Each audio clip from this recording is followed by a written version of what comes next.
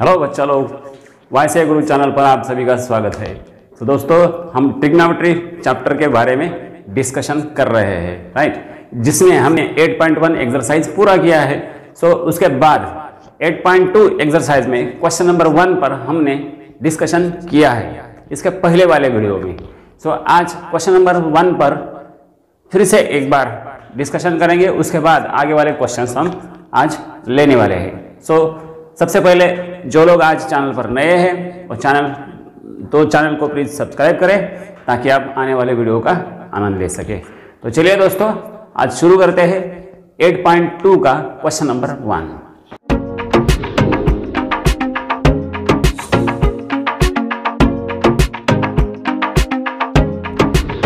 Question number 1 में आपको एक रेशो दिया है, बाकी 2 रेशो आपको पूछे गए हैं, राइट। सो आपको मैंने 2 अलग अलग मेथड्स बताए हैं how to find the remaining ratios from given ratio, है ना। तो उस पर डिपेंड और कुछ एक आध दूसरा एग्जाम्पल ले लेता हूँ, उसके बाद आगे बढ़ता हूँ। तो ठीक है, तो चलिए, बहुत सारे बच्चों की इच्छा हो सकती है कि और एक आधा एग्जाम्पल हो जाए, तो हो जाए शुरू। चलिए क्वेश्चन नंबर 1 में cos थीटा ये दिया है आपको 1/√3 दिया है। कितना दिया है? 1/√3। आपको निकालना है साइन थीटा और tan थीटा। सो आसान तरीका मैंने आपको बताया है, cos थीटा का डेफिनेशन लिखो, but cos theta is adjacent side upon hypo, adjacent side upon hypo. चलिए मैं एक ट्राइंगल निकालता हूं,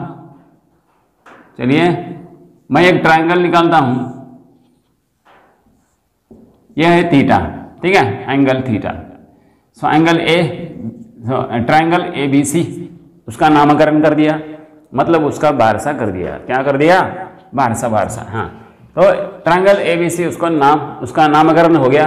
तो ये एंगल थीटा ले लिया मैंने, ठीक है। cos theta is adjacent side upon hypo. So adjacent side कौन सी है? AB, तो ये होना चाहिए AB upon AC, right, AB upon AC। अगर AB अपॉन AC ऐसा है तो cos theta left hand side same दिख रहा है, तो ये दोनों सेम होने चाहिए। मतलब AB AC क्या होना चाहिए? AB AC 1/√3 होना चाहिए। AB upon AC, this ratio should be 1/√3। अगर ये रेशो है तो इसे कॉमन मल्टीपल भी होता है। तो आपके बुक में इसे K कंसिडर किया है, 1K√3 के बाद में तीसरा साइड पाइथागोरस थ्योरम यूज करके निकाला है, तो ये भी कर सकते हैं। या फिर देखिए, दिस इज एडजेसेंट साइड, ये हाइपो, तो आप इसे 1K के बदले √3 के बदले 1 और √3 अगर लिखते हैं तो भी चलेगा, क्योंकि आगे जाके कैंसिल होने वाला है K, तो रहने ही नहीं वाला है। तो देखिए, हम BC निकालेंगे पाइथागोरस थ्योरम से, ठीक है। थर्ड साइड निकालेंगे by using Pythagoras theorem. So AB square plus BC square is equal to AC square। तो रीजन लिखना है, हमेशा रीजन लिखने की आदत डालो। बोर्ड एग्जाम में क्या होता है, ये जो रीजनिंग होता है ना, रीजनिंग के लिए भी हाफ मार्क रहता है। सो जब बच्चा आउट ऑफ मार्क्स लेता है किसी विषय में मतलब पर्टिकुलरली मैथमेटिक्स में, तो जब उसे आउट ऑफ स्कोर आता है तब उसके मार्क्स कहाँ काटे जाते हैं वो देखा जाता है पहले, कि ब्रैकेट में उसने प्रॉपर जगह पर प्रॉपर रीजन लिखे हैं या नहीं लिखे हैं, वो देखा जाता है। सो हमें अभी से आदत डालनी पड़ेगी, we have to put the proper reason at the proper steps, right. तो चलिए, ये इसका रीजन है पाइथागोरस थ्योरम। AB है हमारे पास 1, ठीक है, और BC हमें निकालना है। सो AC स्क्वायर मतलब √3 स्क्वायर, ठीक है। So BC square is equal to √3 square कितना होता है? 3। ये 1, इसे इधर शिफ्ट कर दो, याला तिकडे घेऊन जायचं, हळूच घेऊन जायचं बरं का। सो 3 - 1, सो BC स्क्वायर बिकम्स 2। सो BC square becomes 2, therefore BC कितना बनेगा? इसका स्क्वायर रूट लेना पड़ेगा, स्क्वायर रूट 2, इसका स्क्वायर रूट BC, तो BC आपको मिला √2, ठीक है। तीसरा साइड मिल गया। अगर एक बार तीसरा साइड मिल गया तो अब हम कौन सा भी रेशो निकाल सकते हैं, सेक, कोसेक, कॉट, कुछ भी, लेकिन हमें कोसाइन दिया है, साइन थीटा और तान थीटा पूछा गया है। तो चलिए मैं साइन थीटा लेता हूं अभी। Sine theta is equal to opposite side upon hypo, right. So sine theta is equal to opposite side क्या है, opposite side of angle theta, theta की अपोजिट साइड √2 है, सो √2 अपॉन हाइपो इज √3, √2/3 लिख सकते हैं, इसे आप ऐसा भी लिख सकते हैं √2/3, या फिर ऐसा ही रखिए √2 अपॉन √3, ठीक है। तो चलिए tan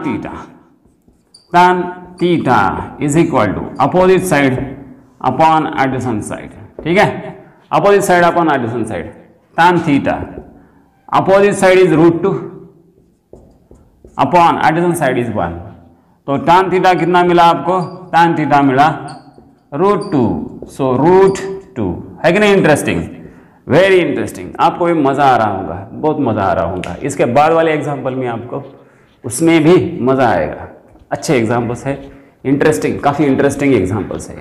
तो ले लीजिए इसका स्क्रीनशॉट, और जाते जाते मतलब स्क्रीनशॉट लेते लेते एक मस्त स्क्रीन लाइक भी देते जाइए। क्वेश्चन नंबर 2 क्या है, उसने find the value of the following, ऐसा आपको क्वेश्चन दिया है। सो उसमें पहला क्वेश्चन देखते हैं, पहला question 5 sin 30 3 tan 45, 5 sin 30 degree plus 3 tan 45 degree. अब इसका मुझे वैल्यू निकालना है, 5 sin 30 3 tan 45। अब हमें सोचना है टेबल के बारे में, और टेबल कैसे याद करना है मैंने इसके पहले आपको ट्रिक बताया है। वो जो 5 केसेस थे वो अगर आपने लर्न कर दिए, जो इसके पहले वीडियो में मैंने बताया है, वो 5 केसेस अगर लर्न कर दिए तो समझो आपका पूरा टेबल आपको लर्न हो गया, है कि नहीं। तो चलिए इसका जब आप वैल्यू निकालेंगे तो इसमें जो जो फंक्शंस दिए हैं उनकी पहले वैल्यू लिख लो। सो वी हैव साइन 30 क्या होता है 1/2, tan 45 क्या होता है 1 होता है 1। तो चलिए इसका वैल्यू मुझे निकालना है, देयरफॉर 5 sin 30 प्लस 3 tan 45, ठीक है।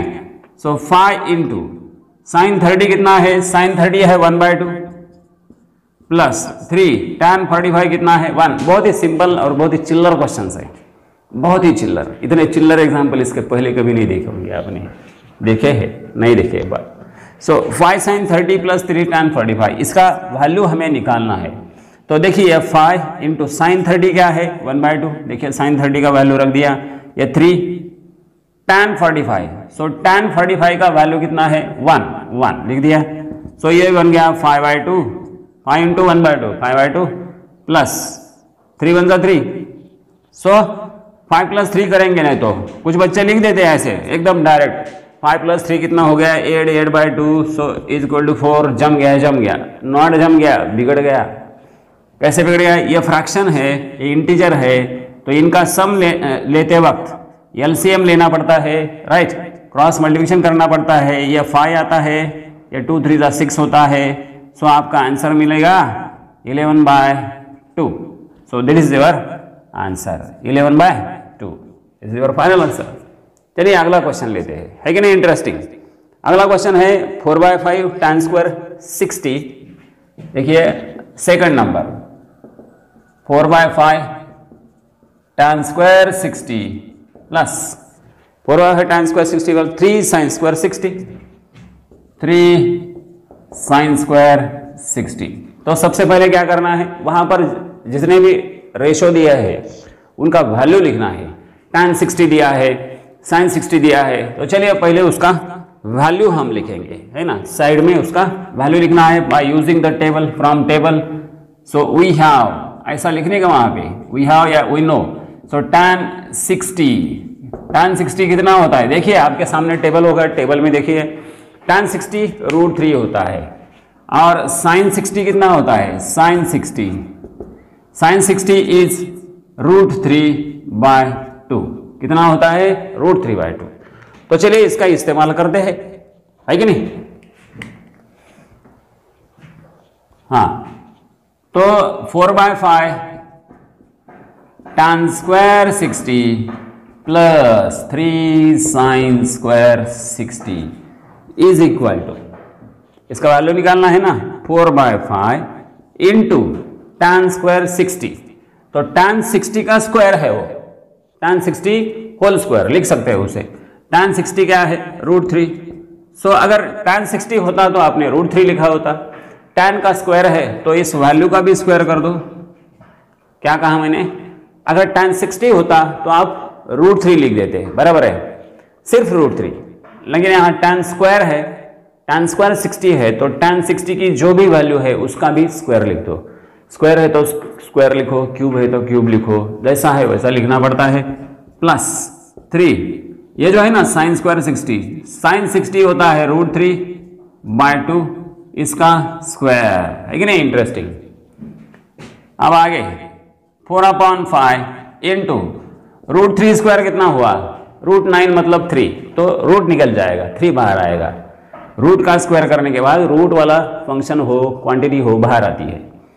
प्लस ये 3 इंटू ब्रैकेट में ये आएगा 3, √3 का स्क्वायर, ये 2 का स्क्वायर कितना होगा 4, है ना, √3 square will be 3 and 2 square will be 4, √3/2 का स्क्वायर आएगा 3/4, ये बाहर वाला 3 वैसे ही रखा।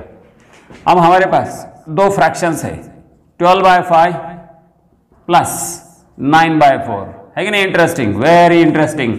5 4 20, है कि नहीं। और इसके पहले जैसा करना नहीं है, वो जम गया तो बिगड़ जाएगा। कैसे गया, 12 + 9 कर देंगे, नहीं तो कुछ बच्चे इस तरह सोचते हैं, ऐसा सोचना नहीं है, गलती से भी नहीं सोचना है।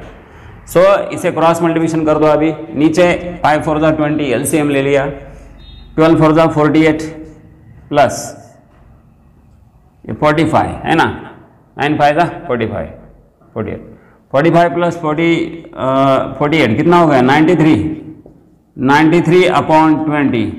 This is the value of this function. ठीक है, ये जो आपको दिया है इस क्वांटिटी की वैल्यू आपको मिलेगी 93/20। देखिए फिर से मैं दोहराता हूँ, tan 60 होता है √3, तो मैंने यहाँ tan स्क्वायर 60 को √3 स्क्वायर कर दिया, 4/5 वैसे ही रहा, ये 3 वैसे ही रहा। sin 60 का वैल्यू होता है √3/2, जैसे sin 30 1/2, तो sin 60 √3/2, √3/2 का स्क्वायर कर दिया तो 3/4 बन गया ये। सो 3/4 इंटू 3 तो 9/4, और ये 4/5 इंटू 3 तो 12/5। सो 5 4 20 एलसीएम ले लिया, क्रॉस मल्टीप्लिकेशन कर दिया, 48 + 45 93, राइट। तो ले लीजिए स्क्रीनशॉट, बड़े आराम से ले लीजिए, शान के साथ लीजिए, और जाते जाते हाँ इसका तो मैं हकदार हूँ ना, तो एक लाइक भी देते जाइए। अब डिस्कस करते हैं ये थर्ड एग्जाम्पल, तीसरा एग्जाम्पल, क्वेश्चन नंबर 1 में तीसरा एग्जाम्पल। इसमें जितने भी फंक्शन दिए हैं उनका वैल्यू फ्रॉम टेबल से लिखना है। तो sin 30, वी नो sin 30 कितना होता है 1/2, फटाफट याद आना चाहिए। sin 30 cos 0 कितना होता है, cos 0 is 1, cos 0 is 1। So sin 90 कितना होता है, sin 90 is अगेन 1। cos 0 और sin 90 सेम होता है 1, तो आपको कल मैंने लिख के दिया है इसके पहले वाले लेक्चर में। तो चलिए इसका मुझे वैल्यू चाहिए, तो इसे आराम से यहाँ पर लिखिए। अब देखिए कोई टेंशन लेना नहीं है, एकदम आराम से इसे नीचे लिख दो। तो 2 sin 30 plus cos 0 plus 3 sin 90 is equal to 2।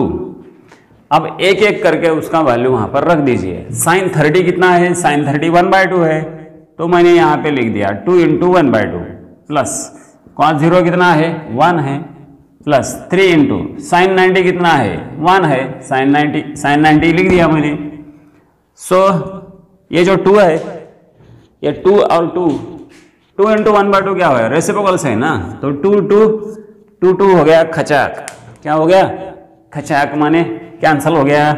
सो देखिए यहाँ पे 1 रहा, ये 1 + 3 हो गया, ये 1 वैसे ही रहा, ये 1 और ये 3 कितना हो गया 5, पूरे 5।